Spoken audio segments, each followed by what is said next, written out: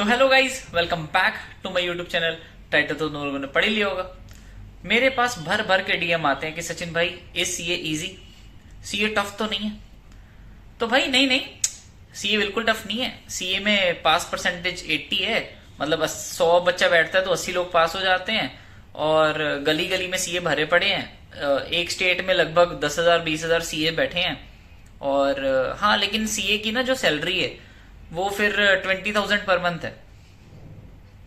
Sounds very B com, no? Exactly. तो भाई, एक डिग्री और एक प्रोफेशन में जमीन आसमान का फर्क होता है। तुम एक प्रोफेशनल कोर्स की बात कर रहे हो तो वो वन ऑफ द टफेस्ट गिना जाता है। वो इसलिए गिना जाता है क्योंकि उसकी वैल्यू है। कोई भी चीज अगर जिसकी वैल्यू है वो टफ 110% होगी।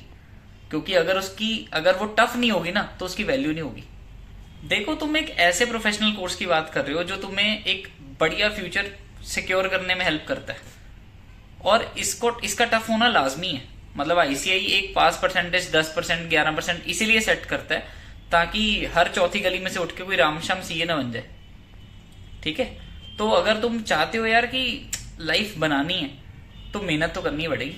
मतलब सब कुछ इजी मिलने लग गया। पहली बात तो ये कि अगर सीए इजी ही हो गई फिर तो हर कोई कर लेगा, तो फिर तुम्हारी वैल्यू क्या है?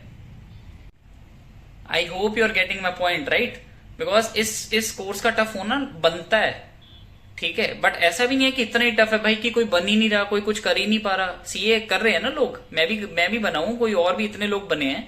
ठीक है, और जितनी ज्यादा टफ उतनी ज्यादा वैल्यू। अब जो जिनकी रैंक आती है, रैंकर्स की और ज्यादा वैल्यू गिनी जाती है। इसीलिए गिनी जाती है क्योंकि वो ज्यादा टफ है।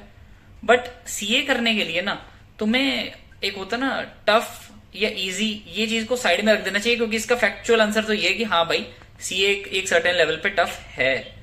बट मेहनत, कंसिस्टेंसी, डिसिप्लिन, प्रोएक्टिवनेस, ऐसी चीजें अगर तुम अपनी डेली रूटीन में रख पा रहे हो, ठीक है, अगर तुम उनको मतलब एक होता ना डेली सिटिंग दे पा रहे हो, डेली रिटेन कर पा रहे हो, तुमने रिवाइज, तुम्हारा फोकस सारा स्टडी के टाइम पे स्टडी पे है, तो तुम्हें कौन रोक लेगा यार सीए बनने में? तुम्हें क्या फर्क पड़ता है कि पास परसेंटेज 10 है? तुम उन 10 में आ जाओगे।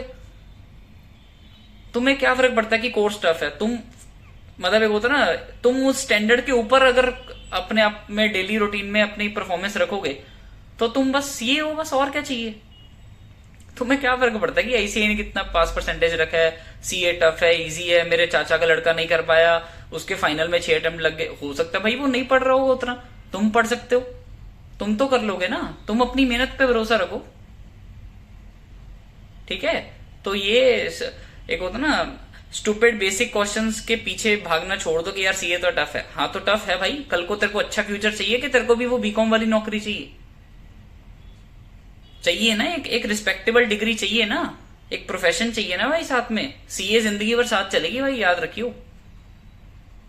तो इसलिए पढ़ लो, रेदर देन ये सोचने की बजाय कि टफ है यार। हाँ टफ है भाई, करनी है तो कर ले, नहीं तो बीकॉम कर लो।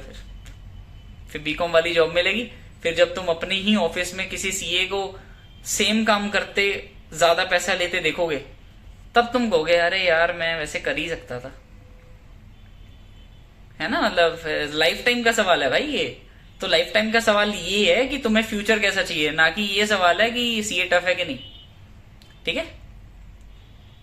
All the best.